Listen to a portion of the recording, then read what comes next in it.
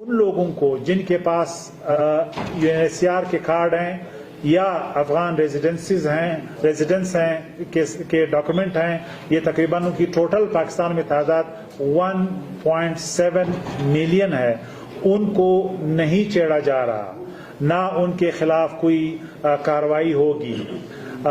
اسی طرح جو لوگ وداؤٹ ڈاکومنٹس ہیں، جنہیں ایلینز کہتے ہیں، چاہے وہ افغانز ہیں، چاہے وہ دوسرے ممالک کے ہیں، اور تیسری کیٹیگری وہ ہیں جنہوں نے آئیڈینٹی تھیفٹ کی ہے، جنہوں نے اپنے نام بدل لیے ہیں یا ڈاکومنٹس حاصل کیے ہیں، یا پاکستانی اداروں کو کمپرومائز کر کے، جو ہمارے نادرا کا سسٹم ہے اس کو مینیج کر کے اپنے لیے آئی ڈیز بنائے ہیں، ان کے خلاف کارروائی ہوگی، ان کو پکڑ کر واپس افغانستان یا ان کے جو بھی ممالک ہیں بھیجا جائے گا۔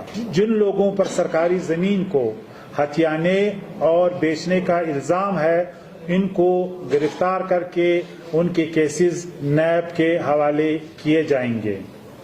زمین کی سیٹلمنٹ ایک بڑا مسئلہ ہے جو کہ لا اینڈ آرڈر کا سبب بن سکتا ہے، لہذا اس کے اونرشپ طے کرنے کے لیے ایک طریقہ کار بنایا جائے گا۔ اسی طرح جو آن گوئنگ کمپین ہے، بالخصوص بجلی کی چوری کے حوالے سے مرکزی اور صوبائی حکومت کی کاوشوں کے بعد 1.6 ٹریلین روپیز ریکور ہوئے ہیں، یہ سرکولر ڈیٹ میں کمی ہوئی ہے۔ اسی طرح ڈالر کے مقابلے میں 6 ٹریلین روپیز کا فائدہ ملک کو ہوا ہے، اور کمیٹی نے یہ فیصلہ کیا کہ یہ کارروائی جاری رہے گی۔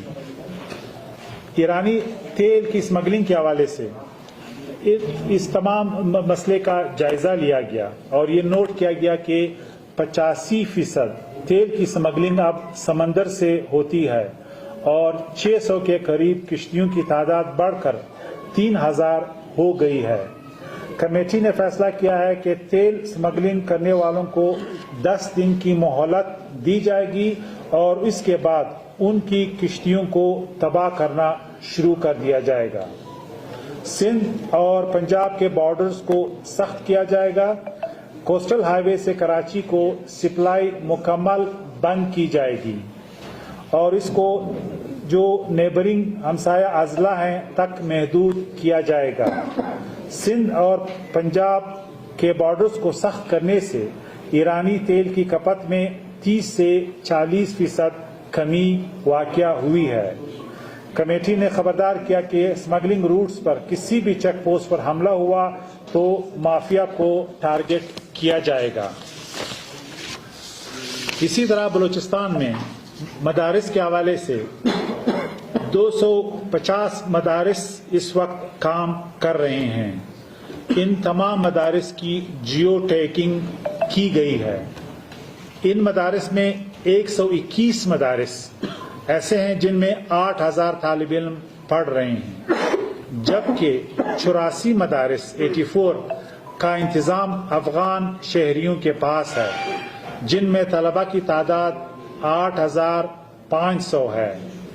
ان مدارس کا بندوبست پاکستانیوں کو سونپا جائے گا۔ ان مدارس یہ بالخصوص جو افغان شہریوں کے مینجمنٹ میں ہے کہ اکاؤنٹس کی جانچ پڑتال اور مہاجر کیمپس کے ساتھ لنکس کی اسکروٹنی کی گئی ہے۔ اسی طرح جو نیشنل کیریکولم ہے اس کو نفرت انگیز مواد سے پاک کیا گیا ہے۔ کمیٹی نے اس امر پر اطمینان کا اظہار کیا ہے۔ کمیٹی سے اپنے خطاب میں وزیر اعظم نے اس بات کا احاطہ کیا کہ نان اسٹیٹ ایکٹرز کو کوئی رعایت نہیں دی جائے گی۔ انہوں نے کہا کہ انڈیا کا ہم کیوں نہ نام لیں، تمام واقعات میں انڈیا ملوث ہے۔ بیرونی عناصر کے بغیر نان اسٹیٹ ایکٹرز کچھ نہیں کر سکتے۔ وزیر اعظم نے یہ بھی کہا کہ نان اسٹیٹ ایکٹرز کے خلاف مستقل مزاجی سے مقابلہ کریں گے، اور اگر ضرورت پڑی تو قیامت تک ان کا مقابلہ کرتے رہیں گے۔ انہوں نے کہا کہ انٹرنل سوشل آرڈر رکھنا اسٹیٹ کی ذمہ داری ہے اور کیوس کی کوئی اجازت نہیں دی جائے گی۔ انہوں نے کہا کہ جب انارکی کی صورتحال آپ کے سامنے ہو تو تمام پروسیجرز سسپینڈ ہو جاتے ہیں۔ وزیر اعظم صاحب نے کہا کہ کسی نے بھی کوئٹہ میں پنجابی اسپیکنگ کمیونٹی کے مائیگریشن کی تحقیق نہیں کی اور نہ ہی ان کے حقوق کی بات کی۔ انہوں نے کہا کہ پنجابی اسپیکنگ کمیونٹی کی مائیگریشن سے ہمارا سماجی ڈھانچہ تباہ ہو گیا۔ انہوں نے یہ بھی کہا کہ ہم کوئی بھی ایشو کو پریویلیج ٹریٹمنٹ کا حق نہیں دے سکتے۔ وزیر اعظم نے ایک اور ڈائریکٹیوز بھی پاس کیے ہیں۔ انہوں نے کہا جو ٹیسٹنگ سروسز ہیں، جو کمپنیاں ہیں، ان کے کا آڈٹ کیا جائے۔ انہوں نے کہا کہ ان کمپنیوں نے بہت غلط کام کیے ہیں۔ صرف ایک کمپنی نے گوسٹ نوکریوں کو شائع کر کے 7 ارب روپے کے گھپلے کیے ہیں اور انہوں نے کہا کہ ان کو گرفتار کر کے ان کا کیس نیب بھیجا جائے گا۔